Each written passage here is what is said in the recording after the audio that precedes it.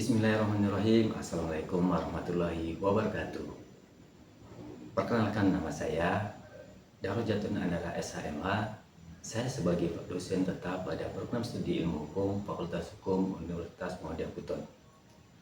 Video ini dibuat sebagai pernyataan diri dosen dalam unjuk kerja Tridharma Perguruan Tinggi atau disingkat dengan PDD UKT PT, khususnya pada bidang pengajaran guna mengikuti sertifikasi dosen gelombang pertama tahun 2025. Selama saya menjadi dosen tetap pada program studi ilmu hukum Fakultas Hukum Universitas Muhammadiyah Buton, mata kuliah yang saya ampu antara lain hukum perdata, hukum acara perdata, hukum laut, hukum hak kekayaan intelektual, hukum teknologi informatika, hukum penanaman modal, hukum agraria, dan hukum perbandingan perdata. Pada kesempatan ini, perkenankan saya akan membahas salah satu mata kuliah saya, yaitu hukum acara perdata dan praktek. Penjelasan mata kuliah hukum acara perdata dan praktek menggunakan metode DIA, yaitu Delivery, Interaction, dan Assessment. Identitas mata kuliah. Nama mata kuliah hukum acara perdata dan praktek, kode mata kuliah ILKN 082936. Bobot SKS yaitu 3 SKS. Kemudian sifat mata kuliah wajib, dan mata kuliah ini diajarkan pada semester 6. Kemudian dalam penjabaran PDD UKT PT saya, yang pertama adalah deskripsi mata kuliah, kemudian capaian pembelajaran, kemudian materi pembelajaran, kemudian yang keempat adalah sistem pembelajaran, kemudian metode pembelajaran, kemudian yang keenam interaksi dosen dengan mahasiswa, kemudian yang ketujuh adalah penilaian. Deskripsi mata kuliah. Mata kuliah ini membahas asas-asas, prinsip, dan prosedur hukum acara perdata serta implementasinya dalam sistem peradilan di Indonesia. Mahasiswa akan memahami tahapan-tahapan pemeriksaan perkara perdata, kemudian mulai dari pengajuan gugatan, proses persidangan, pembuktian, putusan, hingga eksekusi. Selain teori, mata kuliah ini juga berfokus pada praktek penyusunan dokumen hukum perdata, seperti gugatan, jawaban, replik, duplik, serta praktik simulasi persidangan perdata. Referensi pustaka utama yaitu yang pertama adalah Sudikno Bertokusumo tahun 2020, Hukum Acara Perdata Indonesia. Kemudian Yahya Haram, kemudian Ernst Bekti, dan beberapa literatur terkait dengan jurnal yang berkaitan dengan hukum acara perdata. Kemudian capaian pembelajaran. Yang pertama adalah mahasiswa menguasai ilmu pengetahuan kompetitif, proporsional, dijiwai nilai-nilai Islam. Kedua adalah melahirkan sarjana hukum yang berakhlak mulia dan bertakwa kepada Tuhan Yang Maha Esa. Kemudian yang ketiga adalah mahasiswa menjunjung tinggi nilai-nilai kebenaran dan keadilan, bersikap kritis, konstruktif, dan inovatif.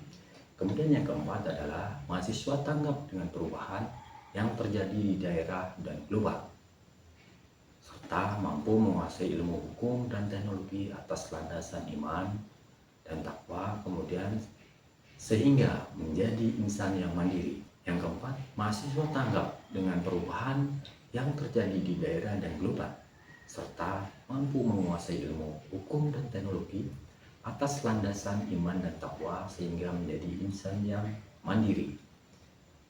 Materi pembelajaran dimulai dengan pembukaan perkuliahan, yaitu pengenalan, kemudian penjelasan RPS, rencana pembelajaran semester, dan kontrak perkuliahan. Kemudian yang kedua adalah sejarah singkat hukum acara perdata. Kemudian yang ketiga adalah surat gugatan dan kompetensi relatif dan absolut. Kemudian yang keempat adalah pemeriksaan pendahuluan dan upaya perdamaian. Selanjutnya yang kelima, penyusunan gugatan perdata. Kemudian yang keenam adalah eksepsi, jawaban replik duplik. Kemudian yang ketujuh adalah pembuktian. Kemudian yang kedelapan adalah putusan pengadilan perdata dan jenisnya. Kemudian yang sembilan, upaya hukum banding, kasasi, PK atau peninjauan kembali. Kemudian yang 10 adalah eksekusi putusan pengadilan. Kemudian yang 11 adalah praktek penyusunan dokumen hukum acara perdata. Kemudian yang terakhir adalah simulasi sidang perdata atau pengadilan semu. Kemudian dalam sistem pembelajaran hukum acara perdata ini dirancang untuk memberikan pemahaman, komprehensif dan praktis, serta memadukan teori dan praktik hukum acara perdata. Diawali dengan pemahaman konsep dasar melalui ceramah dan diskusi, dan dilanjutkan dengan simulasi, persidangan, dan analisis kasus yang nyata. Kemudian mahasiswa ini akan berlatih menyusun gugatan, jawaban, dan bukti, serta menganalisis putusan pengadilan. Penilaian meliputi ujian tertulis, presentasi, kasus, dan partisipasi aktif dalam simulasi. Selanjutnya adalah metode pembelajaran. Dilakukan dengan ceramah, interaktif, diskusi kelompok, tanya jawab, dan belajar mandiri, studi kasus dan analisis putusan pengadilan, dan role playing, memberikan pengalaman praktis dalam penyusunan gugatan. Kemudian interaksi dosen dengan mahasiswa. Dosen mengawali perkuliahan dengan salam dan doa tentunya, dan mahasiswa diberikan kesempatan di akhir ceramah untuk berdiskusi dan bertanya. Dosen berperan sebagai fasilitator, membimbing mahasiswa melalui diskusi. Metode pembelajaran. Metode pembelajaran ini diawali dengan yang pertama adalah ceramah, kemudian yang kedua adalah diskusi, kemudian yang ketiga adalah studi kasus yang relevan, kemudian interaksi dengan dosen dengan mahasiswa. Dalam proses belajar mengajar menekankan pendekatan kolaboratif. Dosen bertindak sebagai fasilitator, tentunya memandu diskusi, kemudian memberikan umpan baik yang konstruktif. Kemudian mahasiswa aktif bertanya, berpartisipasi dalam diskusi kelompok, dan presentasi. Evaluasi dilakukan secara komprehensif, mencakup ujian, kemudian ada tugas, kemudian ada partisipasi aktif. Yang terakhir adalah sistem penilaian.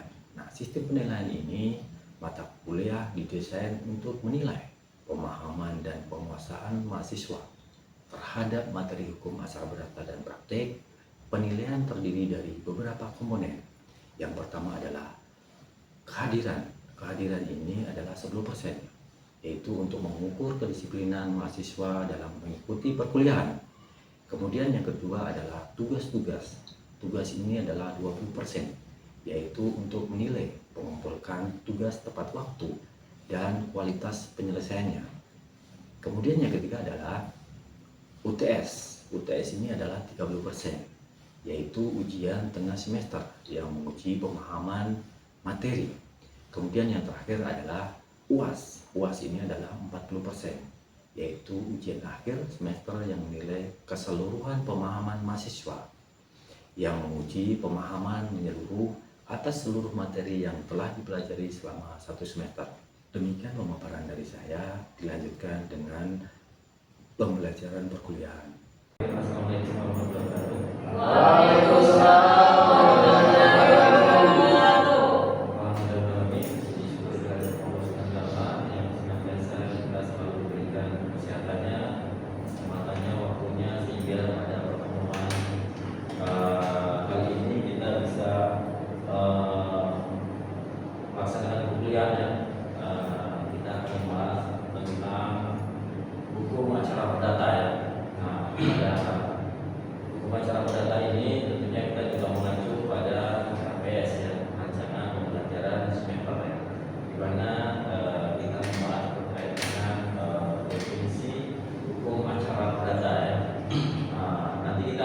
Beberapa pendapat ahli yang terkait dengan definisi hukum acara perdata. Kemudian kita juga belajar dengan tujuan hukum perdata itu apa. Tentunya untuk mendapatkan keadilan ya. Kemudian dalam hukum acara perdata ini kita juga akan belajar fungsinya itu apa. Artinya acara perdata, kemudian kita belajar juga tentang asas-asas hukum acara dalam asas-asas hukum perdata ini, di mana hakim ini kan apa? Sifat pasif ya. Kenapa sifat pasif? Karena dalam suatu persidangan di hukum acara perdata ini, hakim memberi kebebasan ataupun keleluasaan kepada para pihak ya. Jadi para pihak menggugat, tergugat diberi kebebasan untuk mediasi ya, mediasi.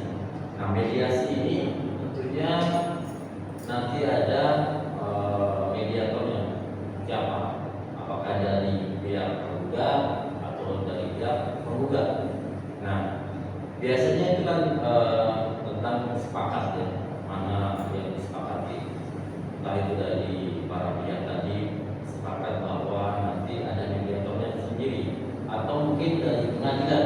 Nah, pengadilan ini sebenarnya kan sudah menyiapkan ya untuk menjadi mediatornya para pihak ini.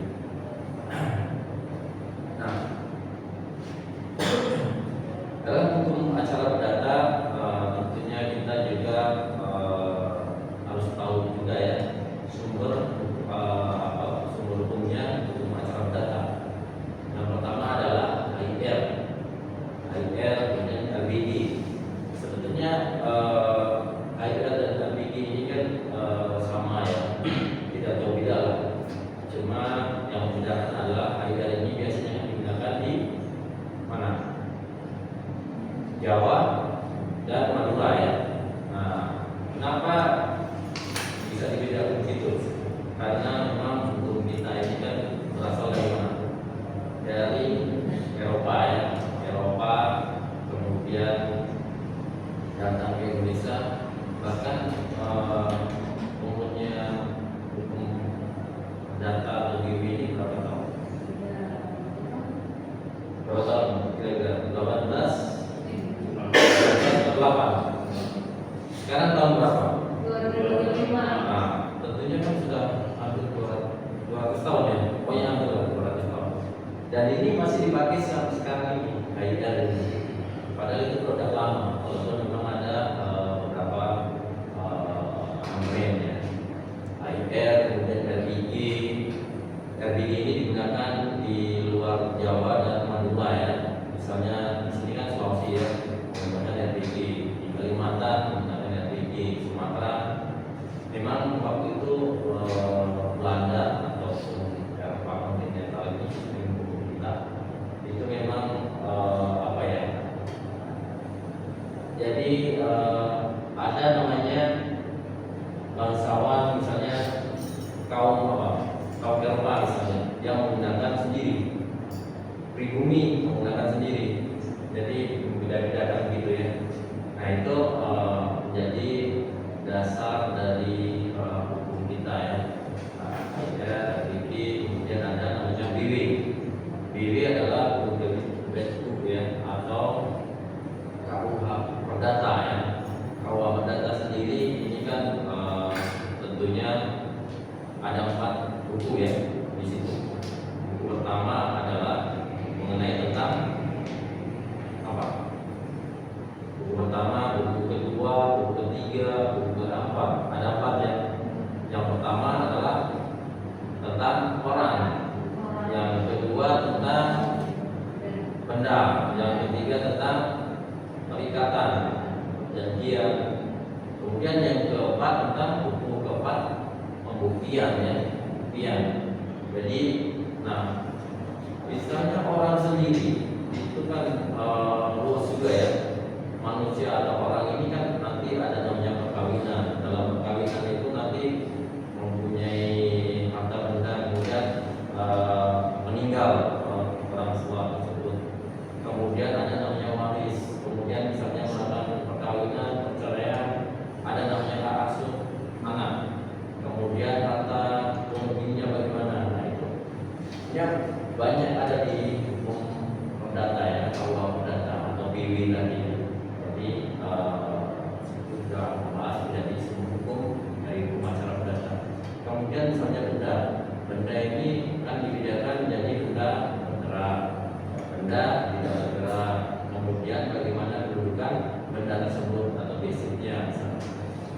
kemudian di perikatan itu perjanjian misalnya. Bagaimana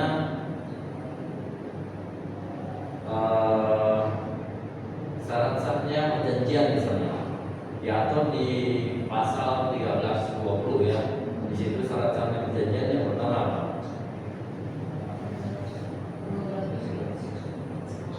Ya, sepakat, ada kata sepakatnya, kemudian apalagi satu hal tertentu, satu sebab halal, nah itu nanti kita belajar juga ya terkait dengan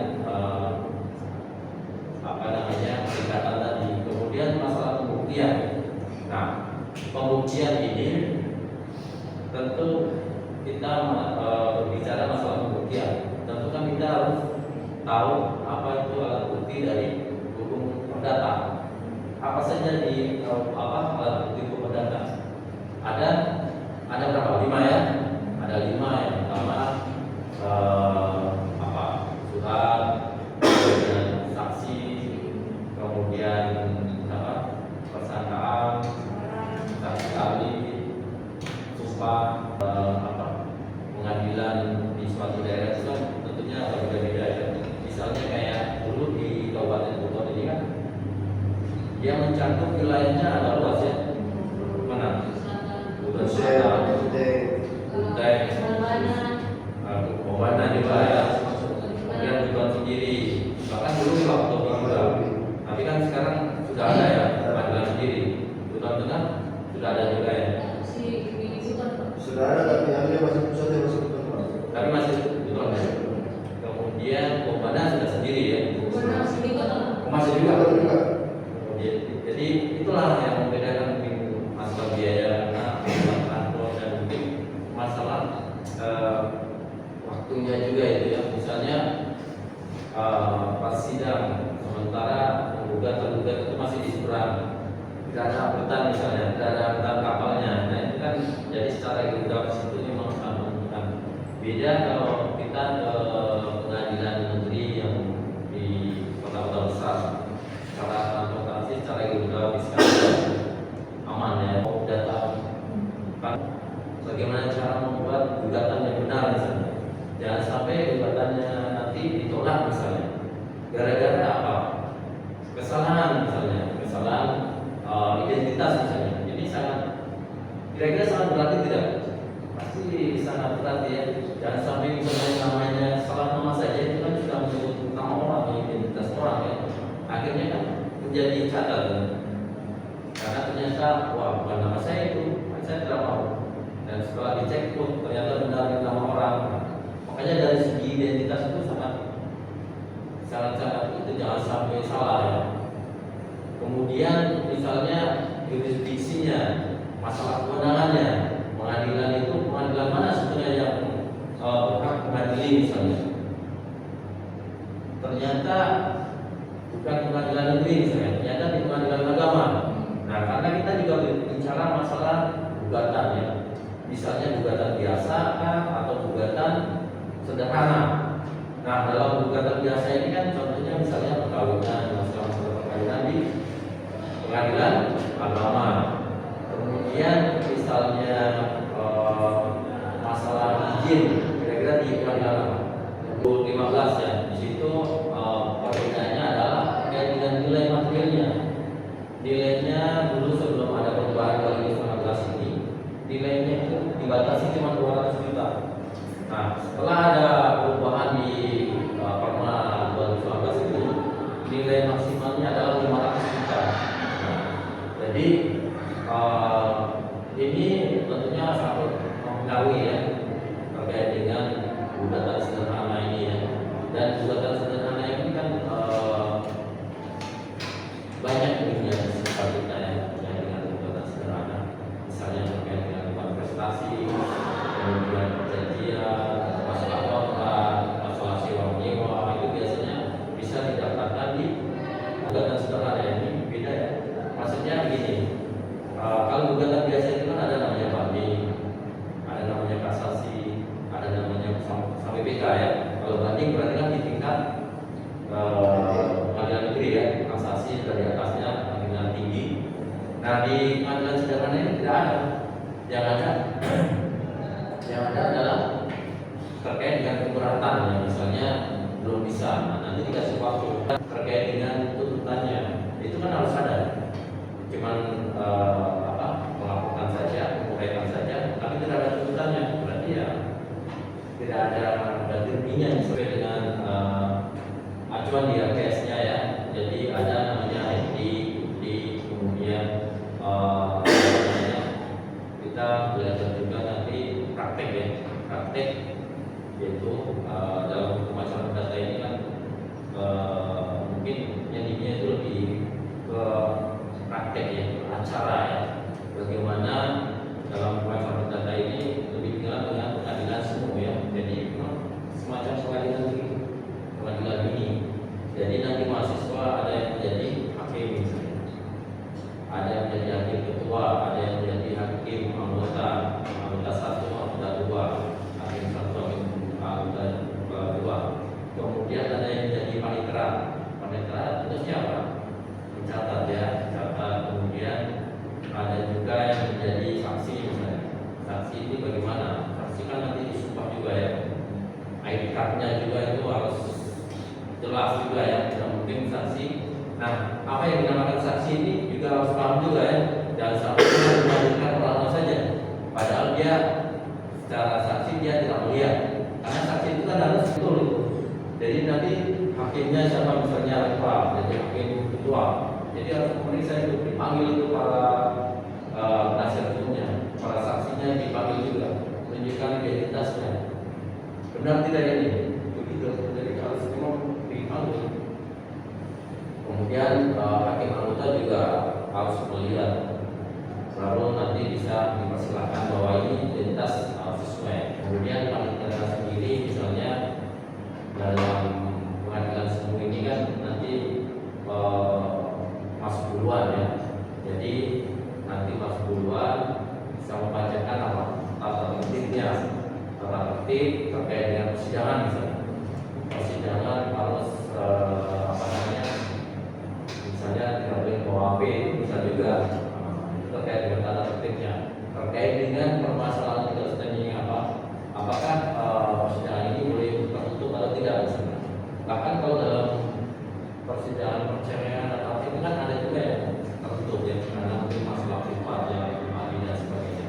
Tapi secara umum memang ya enggak ya, gitu. Mungkin saya absen dulu ya dari teman-teman kita. Muhammad Saila, izin ya. Kemudian Isman, ada Esa, izin juga ya. Sakit. Kemudian Trisakti Aditya, izin juga ya. Ini kota ya. Paulina ada ya. Ada ya. Gimana? Komang gitu. Komang ada Komang? Tidak ada Pak Sifat. Oh, di mana? Di Polres Polres ya. Di Sinar Arif tadi ini ya, izin ya. Artinya mau belajar apa? Kemudian Fikran ada. Tidak ada. Dian Sumantri izin juga. Abdul Rahman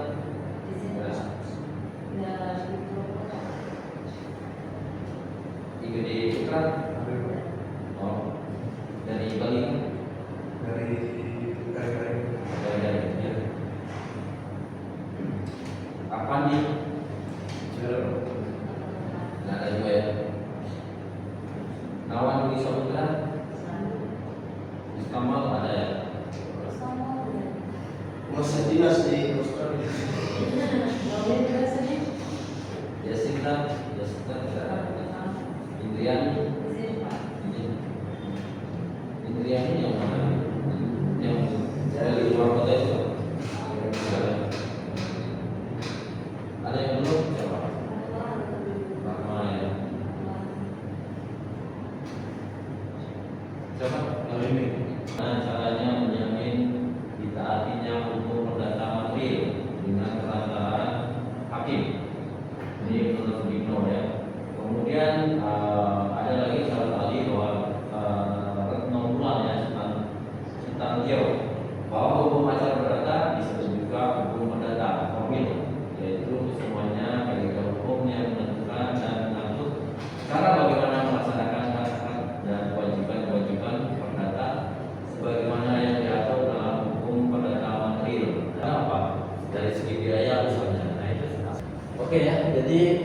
nanti minggu depan tentunya kita akan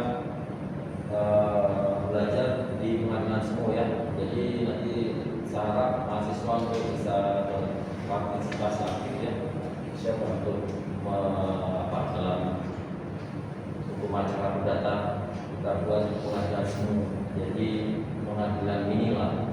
Nah biasanya mahasiswa ini tentunya akan sangat senang ya, karena punya kesempatan untuk belajar ya terkait dengan beracara ya, acara. Maka nanti kalau kalian sudah lulus ya, lulus dari S1, mungkin ada yang suka dengan masalah acara-acara dengan tema ya, nanti bisa jadi apa? Pengacara ya, pengacara wanita kan masih sedikit ya. Banyak kan laki-laki ya yang suka beracara ya. Karena laki-laki itu kan suka banyak acaranya. Kalau wanita, nah itu menjadi pengacara, pembela, kemudian menjadi hakim, dan menjadi jaksa. Mudah-mudahan hukum ke depan itu kan hukum kontemporer ya. Jadi harus menyesuaikan dengan keadaan zaman ya. Misalnya jadi hakim, apalagi hakim pidana ya. Hakim pidana ini kan harus punya keyakinan yang kuat ya terkait dengan alat bukti misalnya. Alat bukti sudah ditemukan begini-begini. Bagaimana untuk bisa memutuskan bahwa orang ini bersalah, orang ini tidak bersalah. Karena ini sangat sangat besar sekali ya. Kalau kita harus paham sekali ya. Bahkan misalnya alat buktinya itu kurang misalnya. Sebagai contoh misalnya kasusnya siapa yang belum terkenal,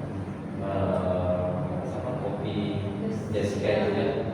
Kopi Jessica ini kan dulu bagaimana? Untuk menemukan alat bukti itu kan yang ada itu apa? CCTV ya. Sementara CCTV ini kan kalau kita tahu bahwa itu alat bukti atau barang bukti? Alat bukti. Apa yang dimaksud dengan alat bukti? Apakah sama dengan barang bukti? Alat bukti itu ada berapa? Kalau di pidana ini sama kan cuma ya? Ada surat, ada saksi ahli, gitu. Jadi barang bukti ya, ada petunjuk. Minimal berapa kalau dalam persidangan itu? Dua ya, dua alat bukti. Kan baru saksi saja. Dan saksi bisa dipersiapkan, kalian bisa mendownloadnya ya, skenario sidangnya ya. Jadi mungkin sudah mendownload semua ya, sudah ya. Alhamdulillah. Jadi nanti setiap kelompok nanti bisa presentasi gitu ya, terkait dengan keadaan semua ya. Jadi nanti silakan mana yang kira-kira cocok jadi hakim atau mungkin dalami dulu karakternya. Jadi hakim itu harus tegas misalnya. Jadi hukum sudah jelas, sudah pasti ya, aturan dari pemerintah ya. Pemerintah sudah pasti pasal sekian misalnya. Itu sudah harus sesuai dengan aturan tersebut. Tapi karena mungkin sesuatu hal atau apa, nah itu makanya hakim ini kan biasanya ada pendidikan sendiri ya. Dan hakim ini kan harus punya keyakinan yang sangat kuat. Ya mudah-mudahan kalian tentunya tidak salah masuk info. Mudah-mudahan memberi kontribusi besar. Harapan dari kami ya, dosen untuk para mahasiswa semua setelah lulus nanti bisa melanjutkan untuk berkontribusi dalam hukum terutama di Indonesia ini. Baik, mungkin saya kira demikian. Saya akhiri dari saya. Wassalamualaikum warahmatullahi wabarakatuh. Ya,